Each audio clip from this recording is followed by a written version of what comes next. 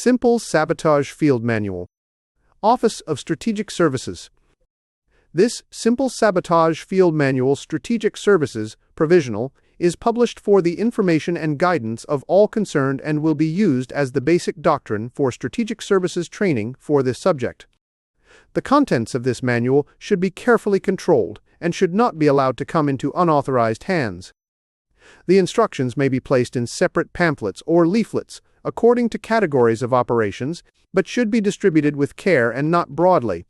They should be used as a basis of radio broadcasts only for local and special cases and as directed by the theater commander.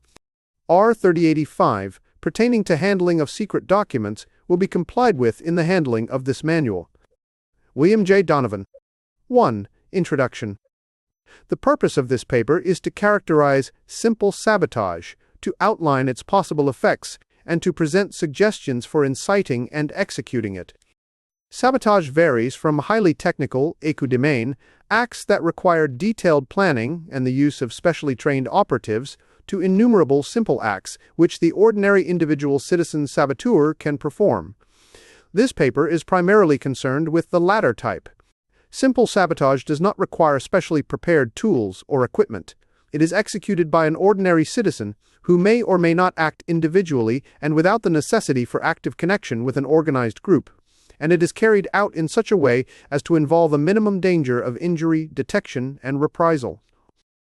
Where destruction is involved, the weapons of the citizen saboteur are salt, nails, candles, pebbles, thread, or any other materials he might normally be expected to possess as a householder or as a worker in his particular occupation. His arsenal is the kitchen shelf, the trash pile, his own usual kit of tools and supplies. The targets of his sabotage are usually objects to which he has normal and inconspicuous access in everyday life.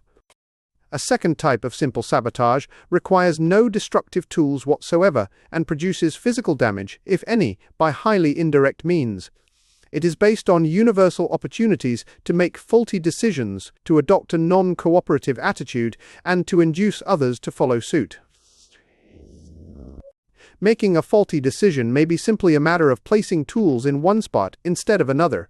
A non-cooperative attitude may involve nothing more than creating an unpleasant situation among one's fellow workers, engaging in bickerings, or displaying surliness and stupidity. This type of activity, sometimes referred to as the human element, is frequently responsible for accidents, delays, and general obstruction even under normal conditions. The potential saboteur should discover what types of faulty decisions and the operations are normally found in this kind of work, and should then devise his sabotage so as to enlarge that margin for error. 2. Possible effects.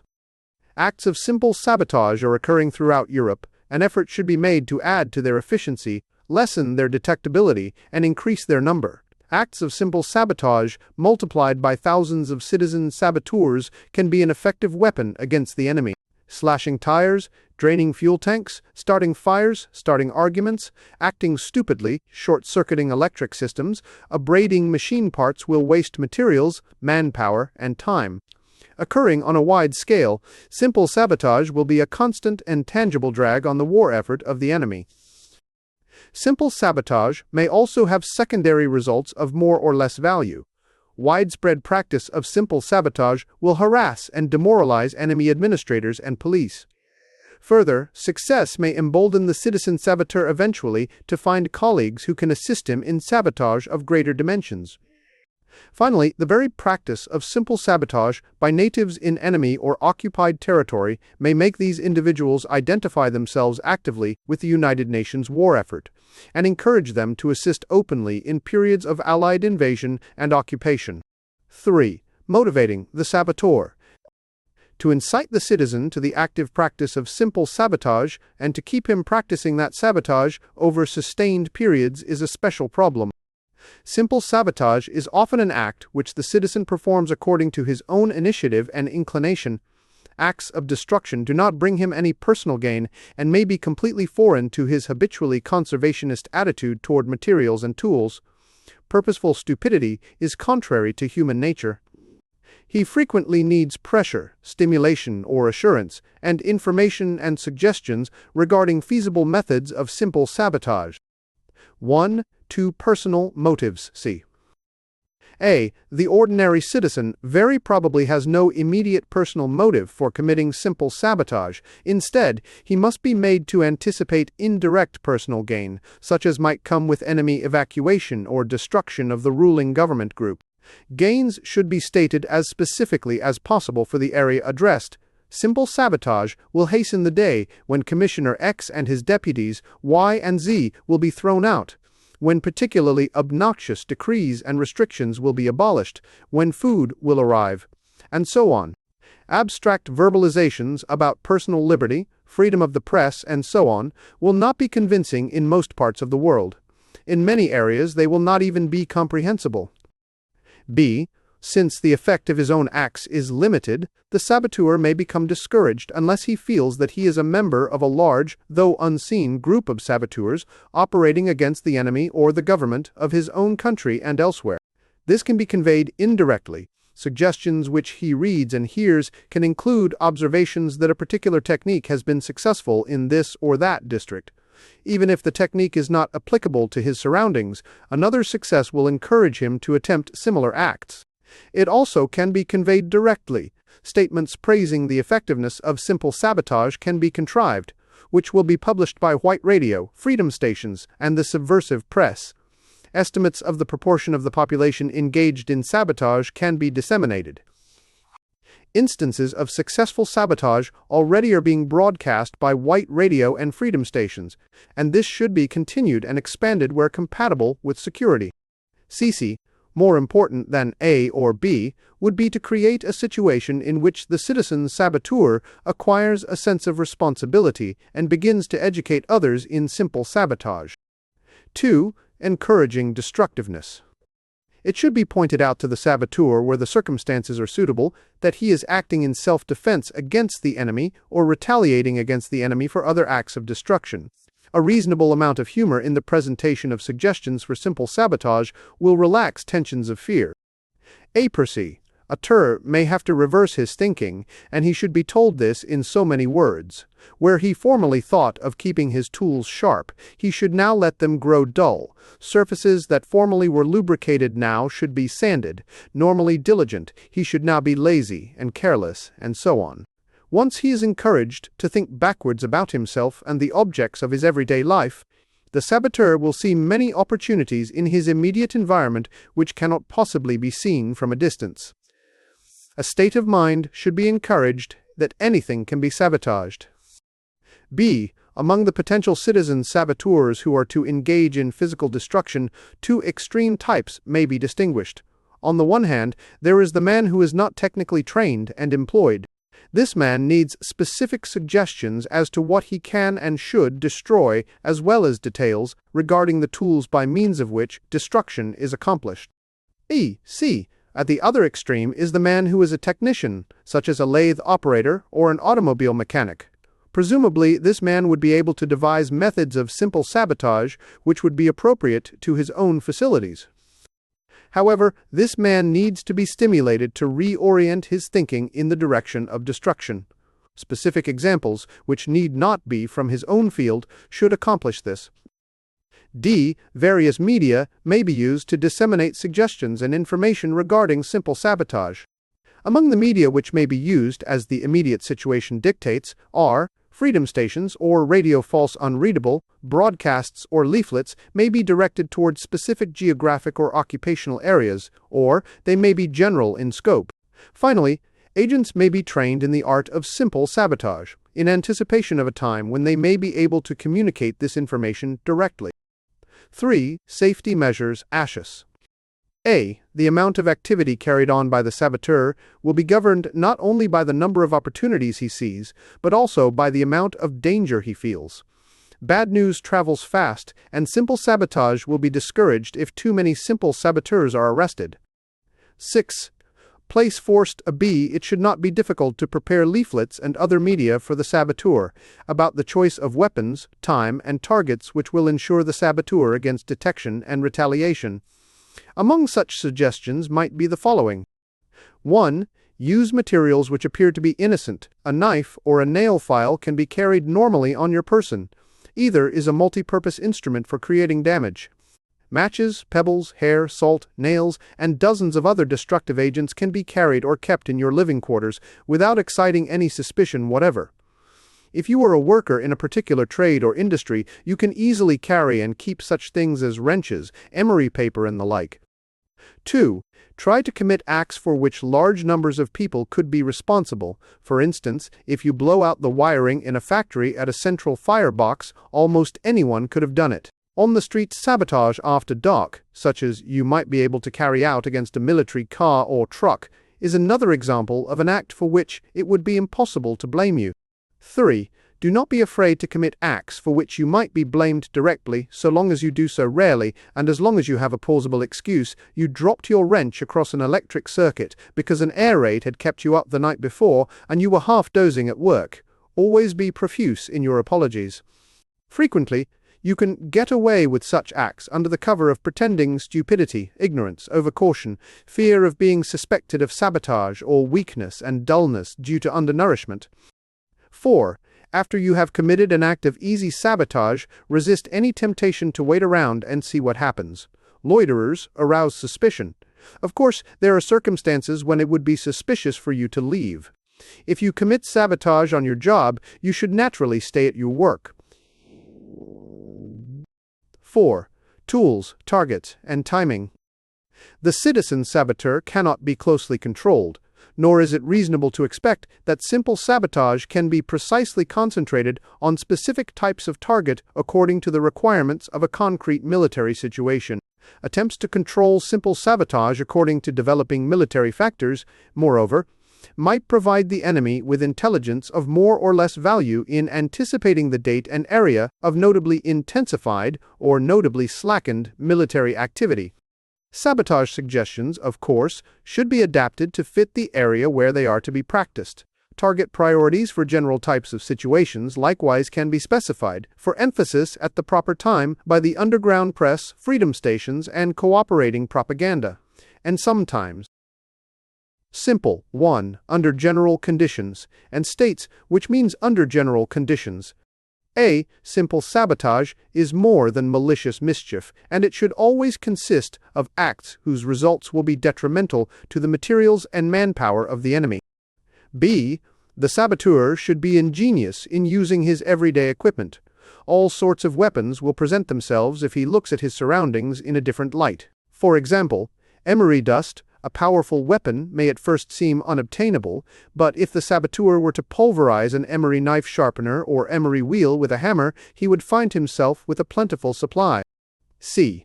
The saboteur should never attack targets beyond his capacity or the capacity of his instruments. An inexperienced person should not, for example, attempt to use explosives, but should confine himself to the use of matches or other familiar weapons. T. The saboteur should try to damage only objects and materials known to be in use by the enemy or to be destined for early use by the enemy.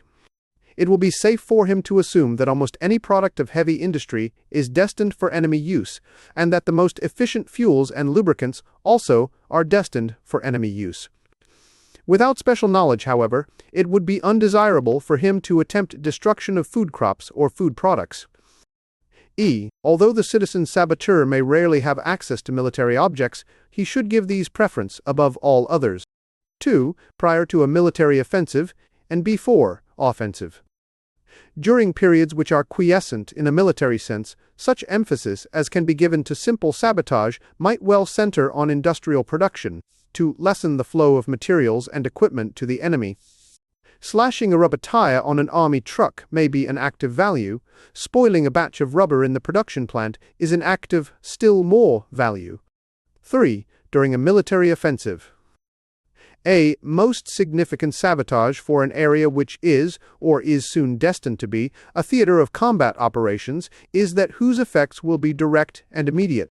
Even if the effects are relatively minor and localized, this type of sabotage is to be preferred to activities whose effects, while widespread, are indirect and delayed. 1. The saboteur should be encouraged to attack transportation facilities of all kinds. Among such facilities are roads, railroads, automobiles, trucks, motorcycles, bicycles, trains, and trams. 2. Any communications facilities which can be used by the authorities to transmit instructions or morale material should be the objects of simple sabotage. These include often telegraph and power systems, radio, newspapers, placards, and public notices. 3. Critical materials, valuable in themselves or necessary to the efficient functioning of transportation and communication, also should become targets for the citizen saboteur. These may include oil, gasoline, tires, food, and water. 5. Specific suggestions for simple sabotage. It will not be possible to evaluate the desirability of simple sabotage in an area without having in mind rather specifically what individual acts and results are embraced by the definition of simple sabotage. A listing of specific acts follows, classified according to types of target. This list is presented as a growing, rather than a complete outline of the methods of simple sabotage. As new techniques are developed or new fields explored, it will be elaborated and expanded. DNA's 2005-14 depicts in warehouses, barracks, offices, hotels, and factory buildings are outstanding targets for simple sabotage. They are extremely susceptible to damage, especially by fire.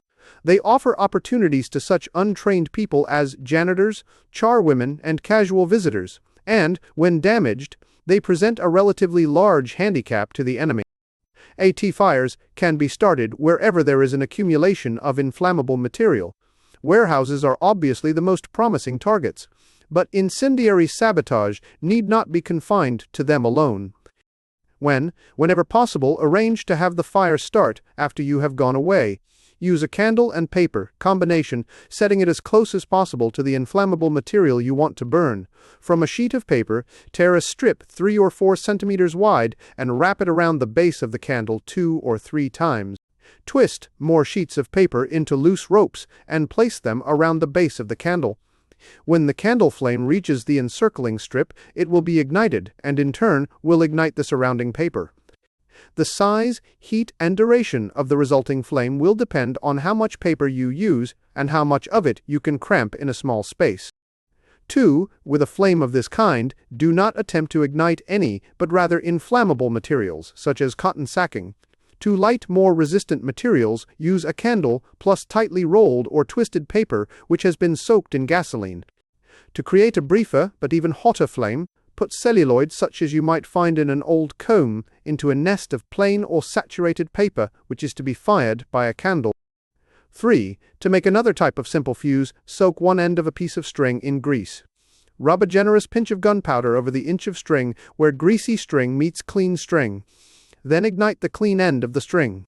It will burn slowly, without a flame, in much the same way that a cigarette burns, until it reaches the grease and gunpowder. It will then flare up suddenly. The grease-treated string will then burn with a flame. The same effect may be achieved by using matches instead of the grease and gunpowder. Run the string over the match heads, taking care that the string is not pressed or knotted. They too will produce a sudden flame. The advantage of this type of fuse is that string burns at a set speed. You can time your fire by the length and thickness of the string you chose. 4. Use a fuse such as the ones suggested above to start a fire in an office after hours. The destruction of records and other types of documents would be a serious handicap to the enemy. 5. In basements where waste is kept, janitors should accumulate oily and greasy waste. Such waste sometimes ignites spontaneously, but it can easily be lit with a cigarette or match. If you were a janitor on night duty, you can be the first to report the fire, but don't report it too soon. 6. A clean factory is not susceptible to fire, but a dirty one is. Workers should be careless with refuse, and janitors should be inefficient in cleaning. If enough dirt and trash can be accumulated, an otherwise fireproof building will become inflammable. 7. Where illuminating gas is used in a room which is vacant at night, shut the windows tightly, turn on the gas, and leave a candle burning in the room, closing the door tightly behind you. After a time, the gas will explode, and a fire may or may not follow. B. Vegetable, water, and miscellaneous. 1. Ruin warehouse stock by setting the automatic sprinkler system to work. You can do this by tapping the sprinkler heads sharply with a hammer or by holding a match under them. 2. Forget to provide paper and toilets. Put tightly rolled paper, hair, and other obstructions in the WC Saturate, a sponge with a thick starch or sugar solution. Squeeze it tightly into a ball, wrap it with string, and dry. Remove the string when fully dried. WC or otherwise introduce into a sewer line. The sponge will gradually expand to its normal size and plug the sewage system. 3. Put a coin beneath a bulb in a public building during the daytime so that fuses will blow out when lights are turned on at night. The fuses themselves may be rendered ineffective by putting a coin behind them or loading them with heavy wire. Then a short circuit may either start a fire, damage transformers, or blow out a central fuse which will interrupt distribution of electricity to a large area. 4. Jam paper, bits of wood, hairpins, and anything else that will fit into the locks of all unguarded entrances to public buildings. 2. Industrial production, manufacturing. A. Tools. 1. Let cutting tools grow dull. They will be inefficient, will slow down production, and may damage the materials and parts you use them on. 2. Leave saws slightly twisted when you are not using them. After a while, they will break when used. 3. Using a very rapid stroke will wear out a file before its time. So will dragging a file in slow strokes under heavy pressure. Exert pressure on the backward stroke as well as the forward stroke. 4. Clean files by knocking them against the vise or the workpiece. They are easily broken this way. 5. Bits and drills will snap under heavy pressure. 6. You can put a press punch out of order by putting in it more material than it is adjusted for, 2 blanks instead of 1, for example. 7. Power-driven tools like pneumatic drills, riveters, and so on are never efficient when dirty. Lubrication points and electric contacts can easily be fouled by normal accumulations of dirt or the insertion of foreign matter. B. Oil and lubrication systems are not only vulnerable to easy sabotage, but are critical in every machine with moving parts. Sabotage of oil and lubrication will slow production or stop work entirely at strategic points in industrial processes. 1. Put metal dust or filings, fine sand, ground glass, emery dust. Get it by pounding up an emery knife sharpener and similar hard, gritty substances directly into lubrication systems. They will scour smooth surfaces, ruining pistons, cylinder walls, shafts, and bearings. They will overheat and stop motors which will need overhauling, new parts, and extensive repairs. Such materials, if they are used, should be introduced into lubrication systems past any filters which otherwise would strain them out. 2. You can cause wear on any machine by uncovering a filter system, poking a pencil or any other sharp object through the filter mesh, then covering it up again, or, if you can dispose of it quickly, simply remove the filter. 3. If you cannot get at the lubrication system or filter directly, you may be able to lessen the effectiveness of oil by diluting it in storage. In this case, almost any liquid will do which will thin the oil. A small amount of sulfuric acid, varnish, water glass, or linseed oil will be especially effective. 4. Using a thin oil where a heavy oil is prescribed will break down a machine or heat up a moving shaft so that it will freeze and stop. 5. Put any clogging substance into lubrication systems or, if it will float, into stored oil. Twisted combings of human hair, pieces of string, dead insects, and many other common objects will be effective in stopping or hindering the flow of oil through feed lines and filters.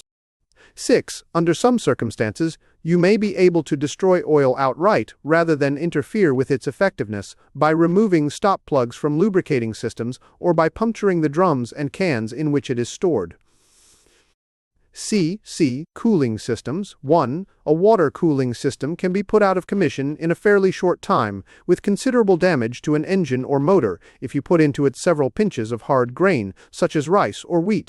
They will swell up and choke the circulation of water, and the cooling system will have to be torn down to remove the obstruction. Sawdust or hair may also be used to clog a water cooling system. 2. If very cold water is quickly introduced into the cooling system of an overheated motor, contraction and considerable strain on the engine housing will result. If you can repeat the treatment a few times, cracking and serious damage will result. 3. You can ruin the effectiveness of an air cooling system by plugging dirt and waste into intake or exhaust valves. If a belt run fan is used in the system, make a jagged cut at least halfway through the belt. It will slip and finally part under strain, and the motor will overheat. DDD, gasoline and oil fuel tanks and fueling engines usually are accessible and easy to open. They afford a very vulnerable target for simple sabotage activities. 1. Put several pinches of sawdust or hard grain, such as rice or wheat, into the fuel tank of a gasoline engine. The particles will choke a feed line so that the engine will stop. Some time will be required to discover the source of the trouble. Although they will be hard to get, crumbs of natural rubber, such as you might find in old rubber bands and pencil erasers, are also effective. 2. If you can accumulate sugar, put it in the fuel tank of a gasoline engine.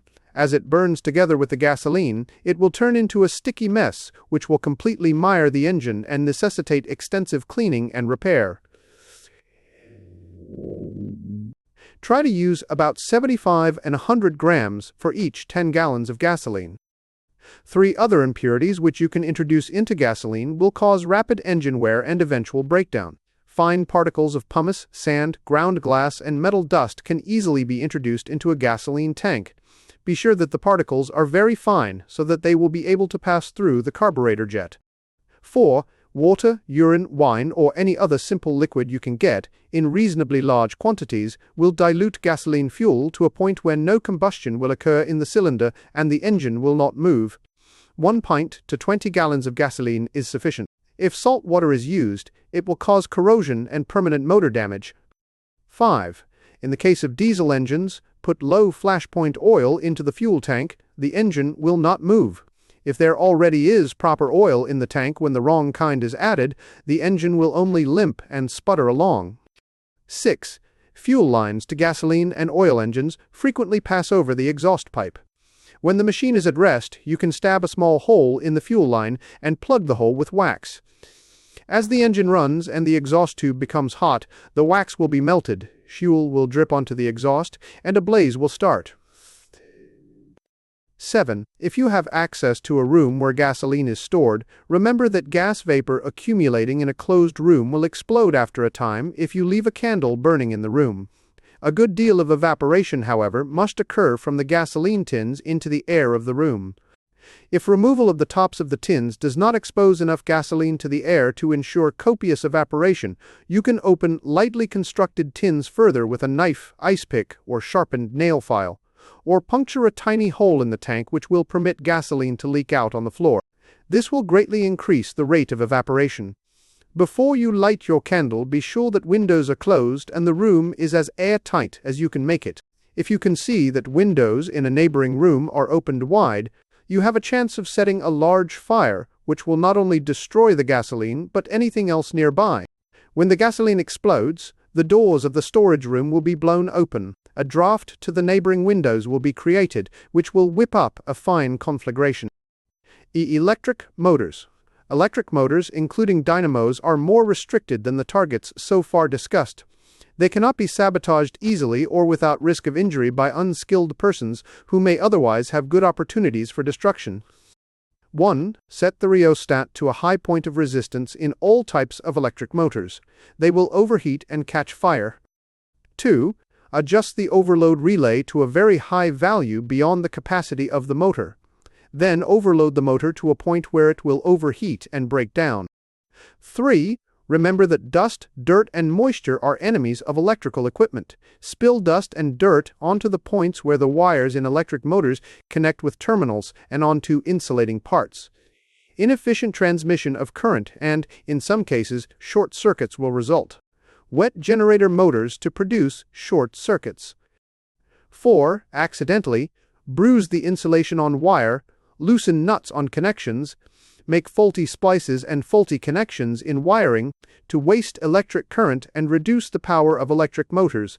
the power output or cause short-circuiting in direct current motors.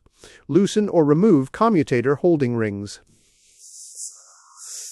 Sprinkle carbon, graphite, or metal dust on commutators. Put a little grease or oil at the contact points of commutators. Where commutator bars are close together, bridge the gaps between them with metal dust, or sawtooth their edges with a chisel so that the teeth on adjoining bars meet or nearly meet and current can pass from one to the other. 6. Put a piece of finely grained emery paper half the size of a postage stamp in a place where it will wear away rotating brushes. The emery paper and the motor will be destroyed in the resulting fire. 7. Sprinkle carbon, graphite, or metal dust on slip rings so that the current will leak or short circuits will occur. When a motor is idle, nick the slip rings with a chisel. 8. Cause motor stoppage or inefficiency by applying dust mixed with grease to the face of the armature so that it will not make proper contact. 9. To overheat electric motors, mix sand with heavy grease and smear it between the stator and rotor, or wedge thin metal pieces between them. To prevent the efficient generation of current, put floor sweepings, oil, tar, or paint between them. In motors, using three-phase current, deeply nick one of the lead-in wires with a knife or file when the machine is at rest, or replace one of the 3 fuses with a blown-out fuse. In the first case, the motor will stop after running a while, and in the second, it will not start. If transformers. 1. Transformers of the oil-filled type can be put out of commission if you pour water, salt water, machine tool coolant, or kerosene into the oil tank. 2. In air-cooled transformers, block the ventilation by piling debris around the transformer. 3. In all types of transformers, throw carbon, graphite, or metal dust over the outside bushings and other exposed electrical parts. Turbines, for the most part, are heavily built, stoutly housed, and difficult of access. Their vulnerability to simple sabotage is very low. Fining. 1. After inspecting or repairing a hydro-turbine, fasten the cover insecurely so that it will blow off and flood the plant with water. A loose cover on a steam turbine will cause it to leak and slow down. 2. In water turbines, insert a large piece of scrap iron in the head of the penstock, just beyond the screening, so that water will carry the damaging material down to the plant equipment. 3. When the steam line to a turbine is open for repair, put pieces of scrap iron into it to be blasted into the turbine machinery when steam is up again. 4. Create a leak in the line feeding oil to the turbine so that oil will fall on the hot steam pipe and cause a fire. HWO4s, boilers, stations, sanders for characters. 1. Reduce the efficiency of steam boilers any way you can. Put too much water in them to make them slow starting, or keep the fire under them low to keep them inefficient. Let them dry and turn the fire up. They will crack and be ruined. An especially good trick is to keep putting limestone or water containing lime in the boiler. It will deposit lime on the bottom and sides. This deposit will provide very good insulation against heat. After enough of it has collected, the boiler will be completely worthless. 3. Frauduction, metals. A. Iron and steel. 1. Keep blast furnaces in a condition where they must be frequently shut down for repair. In making fireproof bricks for the inner lining of blast furnaces, put in an extra proportion of tar so that they will wear out quickly and necessitate constant relining. 2. Make cores for casting so that they are filled with air bubbles and an imperfect cast results. 3.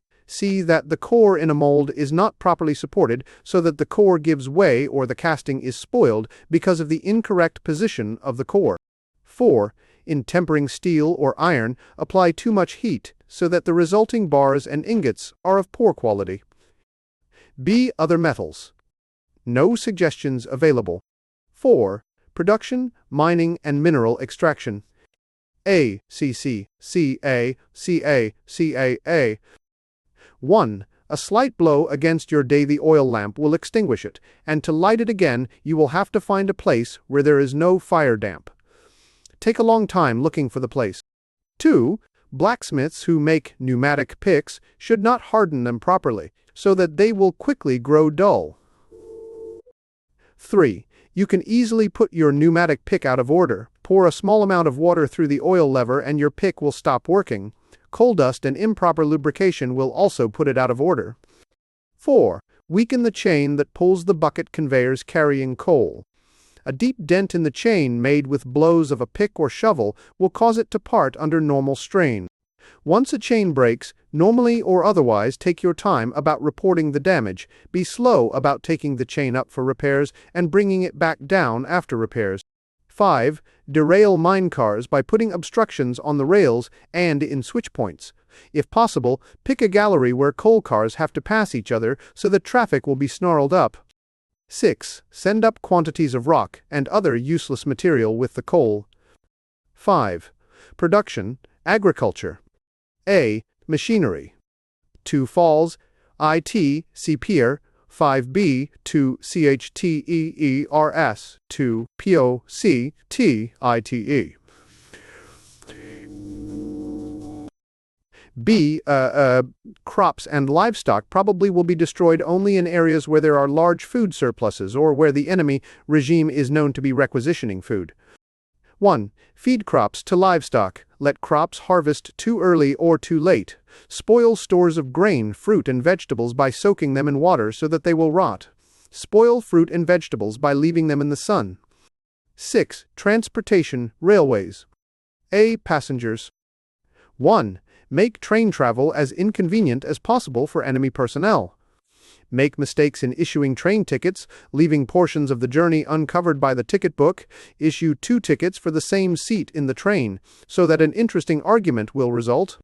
Near train time, instead of issuing printed tickets, write them out slowly by hand, prolonging the process until the train is nearly ready to leave or has left the station. On station bulletin boards announcing train arrivals and departures, see that false and misleading information is given about trains bound for enemy destinations. 2. In trains bound for enemy destinations, attendants should make life as uncomfortable as possible for passengers. See that the food is especially bad, take up tickets after midnight, call all station stops very loudly during the night, handle baggage as noisily as possible during the night, and so on. 3. See that the luggage of enemy personnel is mislaid or unloaded at the wrong stations. Switch address labels on enemy baggage. 4. Engineers should see that trains run slow or make unscheduled stops for plausible reasons. B. Switches, signals, and routing. 2. 1.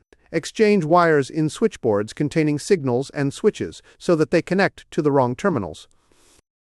2. Loosen push rods so that signal arms do not work. Break signal lights. Exchange the colored lenses on red and green lights. 3. Spread and spike switch points in the track so that they will not move or place rocks or close-packed dirt between the switch points. 4. Sprinkle rock salt or ordinary salt profusely over the electrical connections of switch points and on the ground nearby. When it rains, the switch will be short-circuited. 5. See that cars are put on the wrong trains. Remove the labels from cars needing repair and put them on cars in good order. Leave couplings between cars as loose as possible. See road beds and open track. 1. On a curve, take the bolts out of the tie plates connecting to sections of the outside rail and scoop away the gravel, cinders, or dirt for a few feet on each side of the connecting joint. 2. If by disconnecting the tie plate at a joint and loosening sleeper nails on each side of the joint, it becomes possible to move a sections of rail, spread 2 sections of rail, and drive a spike vertically between them. D. Oil and lubrication. 1. C5B, 2B, 2B, B. 2. Squeeze lubricating pipes with pincers or dent them with hammers so that the flow of oil is obstructed. EC. Cooling systems. C5B to CC. F. Gasoline and oil fuel.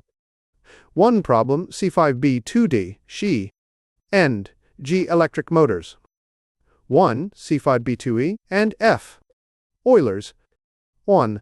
C5B2H2H. 2. After inspection, put heavy oil or tar in the engine's boilers, or put half a kilogram of soft soap into the water in the tender. I. Brakes and miscellaneous. 1. Engines should run at high speeds and use brakes excessively at curves and on downhill grades. 2. Punch holes in air brake valves or water supply pipes. 3. In the last car of a passenger train or a front car of a freight, remove the wadding from a journal box and replace it with oily rags. 7. A transportation, automotive. A. Roads. Damage to roads 3 below is slow and therefore impractical as a D-Day or near D-Day activity. SWI, change signposts at intersections and forks. The enemy will go the wrong way, and it may be miles before he discovers his mistakes. In areas where traffic is composed primarily of enemy autos, trucks, and motor convoys of various kinds, remove danger signals from curves and intersections. 2. When the enemy asks for directions, give him wrong information. Especially when enemy convoys are in the neighborhood, truck drivers can spread rumors and give false information about bridges being out, ferries closed, and detours lying ahead. 3. If you can start damage to a heavily traveled road, passing traffic and the elements will do the rest. Construction gangs can see that too much sand or water is putting concrete or that the road foundation has soft spots. Anyone can scoop ruts in asphalt and macadam roads which turn soft in hot weather. Passing trucks will accentuate the ruts to a point where substantial repair will be needed. Dirt roads also can be scooped out. If you are a road laborer, it will be only a few minutes' work to divert a small stream from a sluice so that it runs over and eats away the road. 4. Distribute broken glass, nails, and sharp rocks on roads to puncture tires. B. Passengers. 2I. 1. Bus driver can go past the stop where the enemy wants to get off. Taxi drivers can waste the enemy's time and make extra money by driving the longest possible route to his destination. 4. C. Oil and lubrication. 1. C5B, 2BL, 2B. 2. Disconnect the oil pump. This will burn out the main bearings in less than 50 miles of normal driving. D. Radiator. 2. 1 C5B, 22cc. Say it. Fuel. 1 C5B, 2DT, Semenzer, worst. F. Battery and ignition. Finding Mizadade. 1. Jam bits of wood into the ignition lock, loosen or exchange connections behind the switchboard, put dirt in spark plugs, damage distributor points. 2. Turn on the lights in parked cars so that the battery will run down. 3. Mechanics can ruin batteries in a number of undetectable ways. Take the valve cap off a cell and drive a screwdriver slantwise into the exposed water vent, shattering the plates of the cell. No damage will show when you put the cap back on. Dropped into the acid will greatly shorten its life. Copper coins or a few pieces of iron will accomplish the same and more slowly. 100 to 150 cubic centimeters of vinegar in each cell greatly reduces the life of the battery, but the odor of the vinegar may reveal what has happened. Gears. 1. Remove the lubricant from or put too light a lubricant in the transmission and other gears.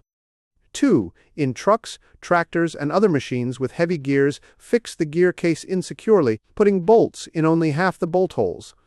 The gears will be badly jolted in use and will soon need repairs. And tires. 1. Slash or puncture tires of unguarded vehicles. Put a nail inside a matchbox or other small box and set it vertically in front of the back tire of a stationary car. When the car starts off, the nail will go neatly through the tire. 2. It is easy to damage a tire in a tire repair shop. In fixing flats, spill glass, benzine, caustic soda, or other material inside the casing, which will puncture or corrode the tube. If you put a gummy substance inside the tube, the next flat will stick the tube to the casing and make it unusable. Or, when you fix a flat tire, you can simply leave between the tube and the casing, the object which caused the flat in the first place. 3. In assembling a tire after repair, pump the tube up as fast as you can.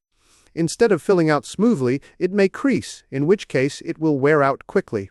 Or, as you put a tire together, see if you can pinch the tube between the rim of the tire and the rim of the wheel, so that a blowout will result. 4. In putting air into tires, see that they are kept below normal pressure, so that more than an ordinary amount of wear will result. Infilling tires on double wheels, inflate the inner tire to a much higher pressure than the outer one. Both will wear out more quickly this way. Badly aligned wheels also wear tires out quickly. You can leave wheels out of alignment when they come in for adjustment, or you can spring them out of true with a strong kick, or by driving the car slowly and diagonally into a curb. 5. If you have access to stocks of tires, you can rot them by spilling oil, gasoline, caustic acid, or benzene on them. Synthetic rubber, however, is less susceptible to these chemicals. Sabotage 8. Transportation, water. A. Navigation. Generis, sea brake, fort. Often 6, 1.8, first frade 8, or for extra 4 tenants, which personnel should spread false rumors about the navigability and conditions of the waterways they travel. Tell other barge and boat captains to follow channels that will take extra time, or cause them to make canal detours. 2. Barge and river boat captains should navigate with exceeding caution near locks and bridges, to waste their time and to waste the time of other craft which may have to wait on them. If you don't pump the bilges of ships and barges often enough, they will be slower and harder to navigate. Barges accidentally run aground are an efficient time waster too. 3. Attendants on swing, draw, or bascule bridges can delay traffic over the bridge or in the waterway underneath by being slow. Boat captains can leave unattended drawbridges open in order to hold up road traffic. 4. Add or subtract compensating magnets to the compass on cargo ships. Demagnetize the compass or maladjust it by concealing a large bar of steel or iron near to it. B. Cargo. 1. While loading or unloading, handle cargo carelessly in order to cause damage. Arrange the cargo so that the weakest and lightest crates and boxes will be at the bottom of the hold, while the heaviest ones are on top of them. Put hatch covers and tarpaulins on sloppily, so that rain and deck wash will injure the cargo. Tie float valves open so that storage tanks will overflow on perishable goods. 9 ECCs, so also a 1450 years. A. Telephone. 1. At office, hotel, and exchange switchboards, delay putting enemy calls through, give them wrong numbers, cut them off accidentally, or forget to disconnect them so that the line cannot be used again. 2. Hamper official and especially military business by making at least one telephone call a day to an enemy headquarters. When you get them, tell them you have the wrong number. Call military or police offices and make anonymous false reports of fires, air raids, bombs. 3. In offices and buildings used by the enemy, unscrew the earphone of telephone receivers and remove the diaphragm.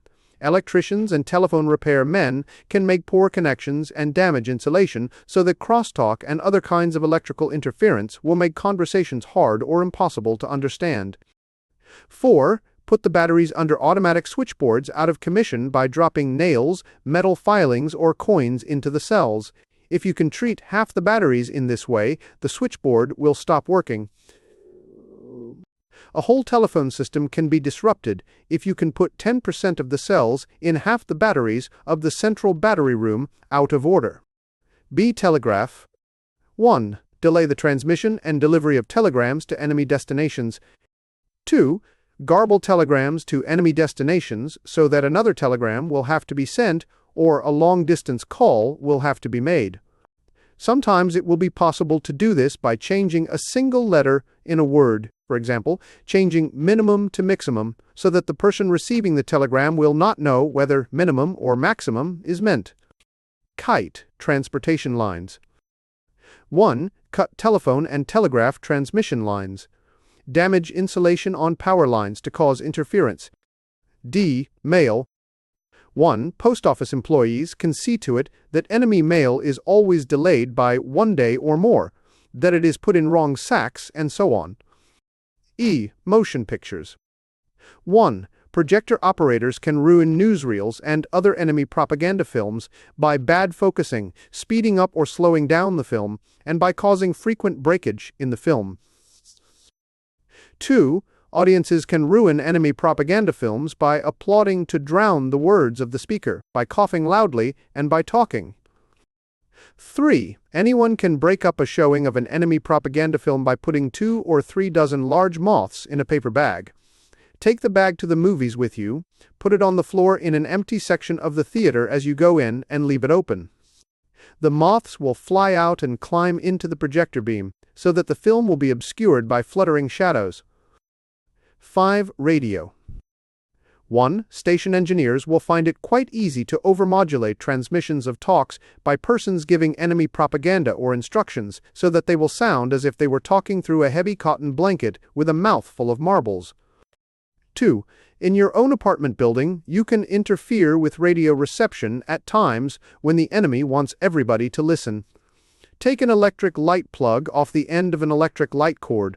Take some wire out of the cord and tie it across 2 terminals of a 2-prong plug or 3 terminals of a 4-prong plug. Then take it around and put it into as many wall and floor outlets as you can find.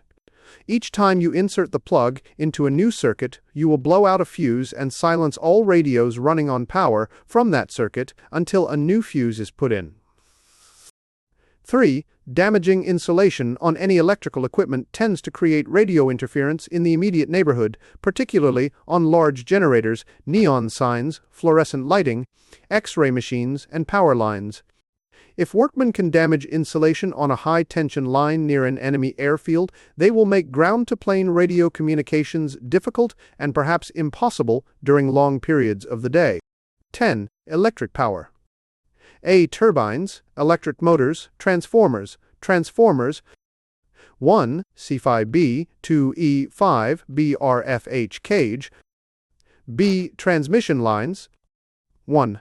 Linesmen can loosen and dirty insulators to cause power leakage. It will be quite easy, too, for them to tie a piece of very heavy string several times back and forth between 2 parallel transmission lines, winding it several turns around the wire each time. Beforehand, the string should be heavily saturated with salt and then dried. When it rains, the string becomes a conductor, and a short circuit will result. 11. CA. General interference with organizations and production. A. Organizations and conferences. 1. Insist on doing everything through channels. Never permit shortcuts to be taken in order to expedite decisions. 2. Make speeches. Talk as frequently as possible and at great length. Illustrate your points by long anecdotes and accounts of personal experiences. Never hesitate to make a few appropriate patriotic comments. 3. When possible, refer all matters to committees for further study and consideration. Attempt to make the committees as large as possible, never less than 5.